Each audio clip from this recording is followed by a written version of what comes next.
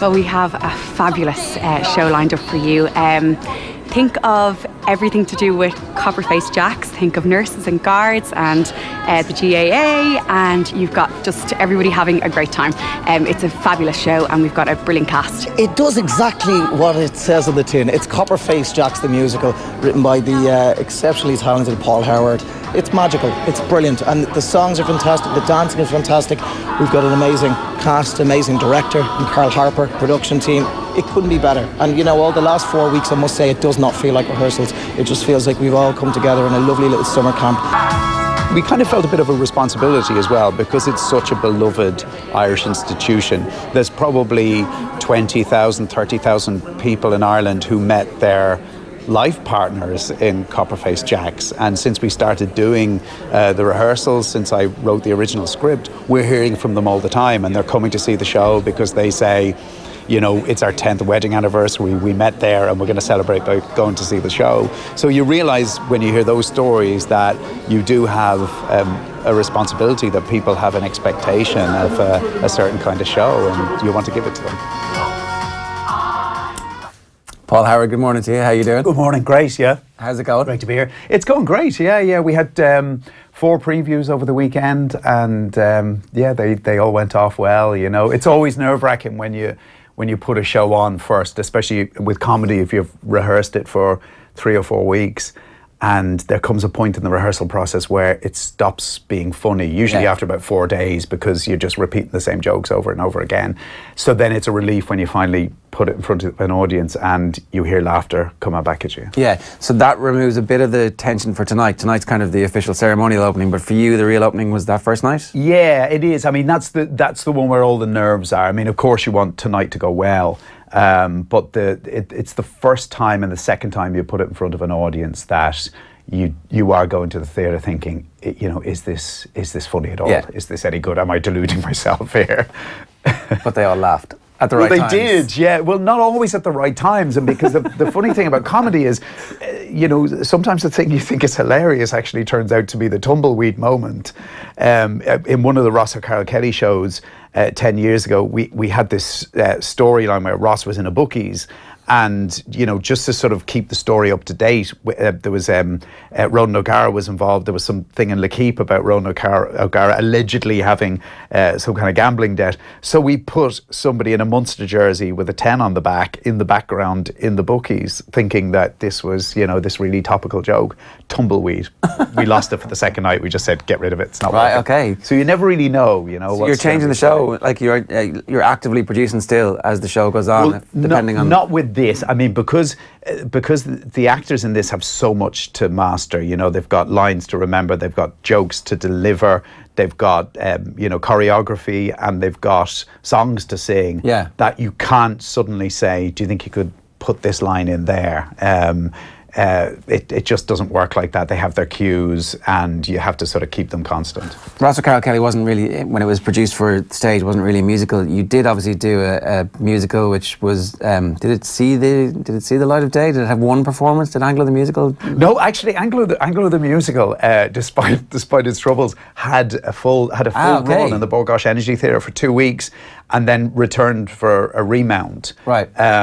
But I mean, it was much trouble. I mean, I didn't think after the first preview, I really thought we were going to the High Court the following day to argue against it being pulled. But I didn't think there was going to be a second performance. Okay, because right. We had the Director of Public Prosecutions. It's the first time it's ever happened to me. I'm sure it's the first time it's ever happened in Irish theatre that the Director of Public Prosecutions gave me rewrite notes the night before we opened. And rewrites of 14 scenes, you know. You can't say that, you can't say that, you cannot definitely sing that.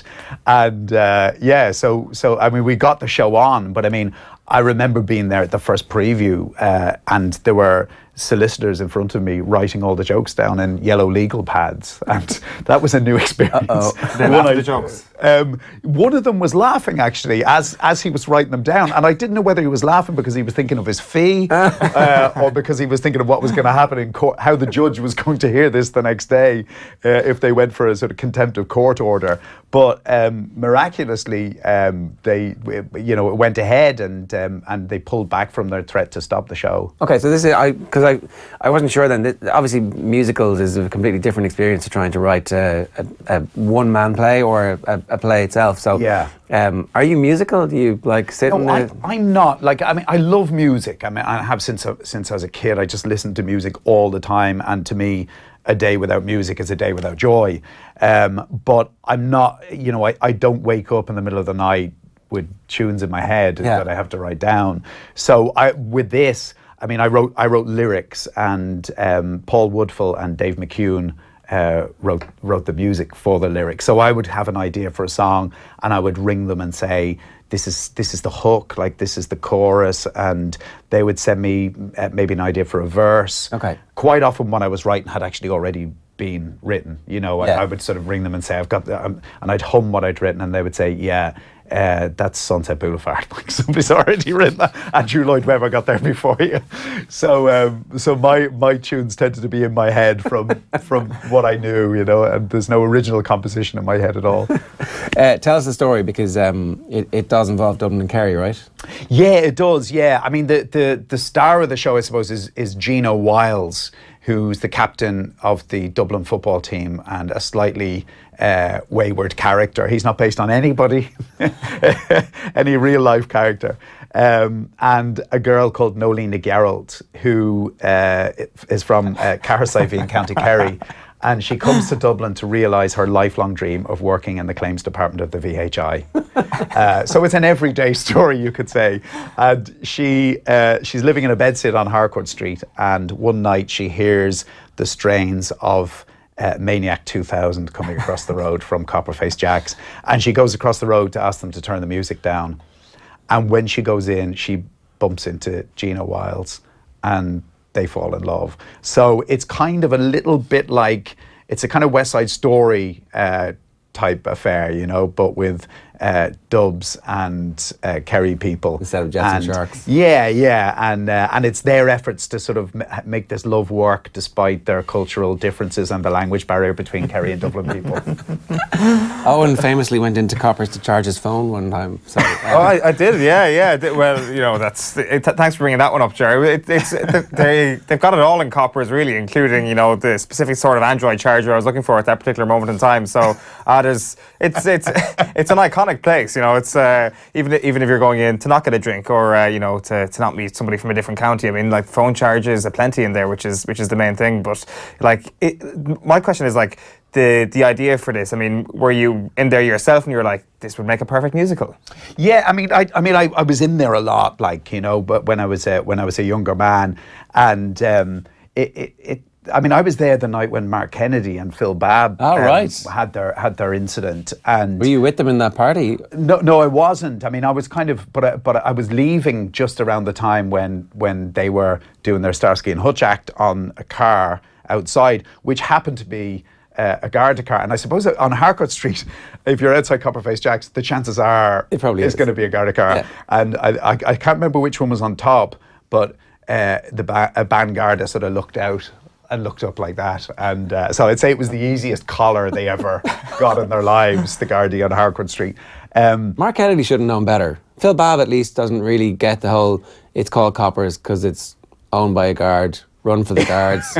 The guards drink there, and that's the biggest Garda station in the country. But Mark Kennedy should have known that, right? But it's also, when you think back on that, it's a snapshot of a completely different time, a more innocent time, you might say.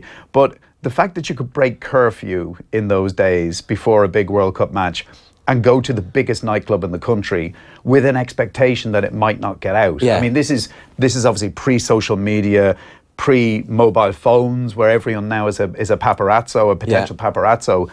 That this is just sort of 17 years ago, that you could actually go to the biggest nightclub in Ireland and it would just be a rumour that you were ever there, that you could always deny. No one could ever prove it. So yeah, I was there that night, and actually I was in the Sunday Tribune at the time, and we had an editorial conference the next day, and it was all talk about this incident that happened in Copperface Jacks the night before, and I couldn't declare that I had seen it. Oh, no way! I didn't want them to know that I'd been in Copperface Jacks the night before, because I was kind of technically breaking curfew as well. I certainly shouldn't have been out. So you were sitting on a giant scoop, and it was like, yeah. No, I witnessed to the whole thing. Yeah, right. Wow. And you were like, no, I'm not saying anything.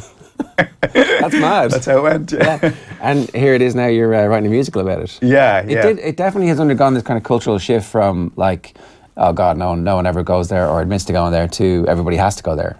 Yeah, I mean, I still think it's the kind of place where nobody kind of consciously decides at the start of the night, it's this place, and then we're finishing in Copperface Jack's. You know, it's always a place that you end up rather than a place you sort of consciously set out to go to, or a place where the next day you'll say, I got dragged to Copperface Jack's last night. You know, you always shift the blame onto somebody else, you know. But I think there's definitely been a change in perception since Brian Cullen lifted the Sam Maguire and said, I'll see you all in coppers. Because I think up until that point, it was seen very much as a culty club. Yeah. You know, that it was, you know, people like our character, Nolene Gerald, who comes to Dublin and is working in the VHI and maybe feels kind of lonely for home and knows if she goes to Coppers, it's like a big GAA club disco, essentially, but with slow sets and dodgy chat-up lines. But I think the Brian Cullen thing made it a sort of a club for everybody, you know, and brought it to that kind of national media attention for the first time since Bill Babb and Mark Kennedy. Yeah, it was a kind of a cultural, okay, there you go, off you go, it's grand. Yeah. The kind of transition from like GAA only club to kind of wide sporting world club is also very interesting. Like I can remember being in there after David Alaba scored that wonder goal in the Aviva and Andreas Weimann was like drinking inside in Coppers, and I was like, this has come some way, this place, that the Austrian national team are thinking to themselves, Coppers it is, or I got dragged to Coppers. Yeah, yeah. And it's funny because it's kind of got an international dimension to it now as well, you know, that there was so during the course of doing the research for it, I discovered there was a woman, an American woman, who has the coordinates of Copperface Jack's tattooed on her back, the exact latitude and longitude. What happened there? Yeah, you would wonder, wouldn't you? But it clearly made an impression on her. But it is kind of it's internationally famous in the sense that people from abroad who come here and experience it go home and say, you know, maybe with a sort of look of trauma about them, I went to this club called Copperface Jack's, because I've tried to explain it to people from abroad, you know, and I sort of say, you know, they still play Cotton Eye Joe. Like that's the big one. Like, you know, they still play Cotton Eye Joe. They play the anthem at the end. It's just the most appalling chat-up lines you'll ever hear in your life. Floor-filling songs, and you know, everybody the next day says, you know, what a great night. I didn't go there. You know, I just ended up there. Yeah. I wonder, is there like a duty of care on Irish people? Because like we've all been encountered by an American tourist somewhere near Harcourt Street, and it's like, where would you advise as a club? And you kind of look to your mate and you're like, shall we suggest Coppers? And ultimately there is a duty of care on Irish people. Go to this place where it's not just a nightclub, it's a state of mind. Yeah. Yes, it is. Yeah, yeah. And it's a state of mind, I think, that lasts for about 3 days afterwards, you know? I mean, I know when I go, Cotton Eye Joe is in my head for 3 days afterwards. And that's kind of what we wanted to do with the musical. And I think that's why it made it such a good fit for the musical, because that's exactly what you want people to feel when they see musical theatre. You know, you want them leaving with these tunes in their head and just feeling like they've had a lot of laughs and a good night out. We did a birthday party for Coppers a couple of years back, and the guest list was so easy to fill because Carl Jackson just rang people up who he knew through the years, and like, so people who wouldn't normally come and speak came and spoke and were very given of their time. It was pretty amazing. It was like everybody at some point has passed through and kind of has a story about it. And there's so much goodwill towards it as well, you know, because I think it has happy associations for so many people. And Cathal, it's funny because when we first broached the idea of the musical, I think Cathal was a bit bewildered. I think he just couldn't get his head around the fact that we wanted to write a musical about his club. And but he sort of trusted us, you know, and he said, well, you know, I'd like to hear it before it goes on. That's the only thing. I want to hear it before it goes on the stage. So he came to the reading, and we had the reading around the corner in the Gaiety Theatre it must be about 8 weeks ago now, and he said, can I bring some friends with me? And, you know, they're just sort of pals of his who could tell him, you're fine, you know, it's grand. And anyway, Pillar Caffrey walked in. And, you know, I kind of remember Pillar from my own days as a sports journalist. And he stood at the back along with all of Cathal Jackson's friends, who I couldn't help but notice were all guards, or they all certainly looked like guards. And So we had a sort of table read, and there was about 40 people in the room, and the actors were really nervous because they kind of felt like people are, this is really intense. And I was nervous, and I sort of had my head down, and I didn't want to look up because there was a lot of jokes about guards in it. And I thought, is it safe to look up? And I looked up, and I saw Pillar and Cathal, and I just saw red faces and shoulders going up and down. And that was when my shoulders dropped, and I knew I could relax. Yeah.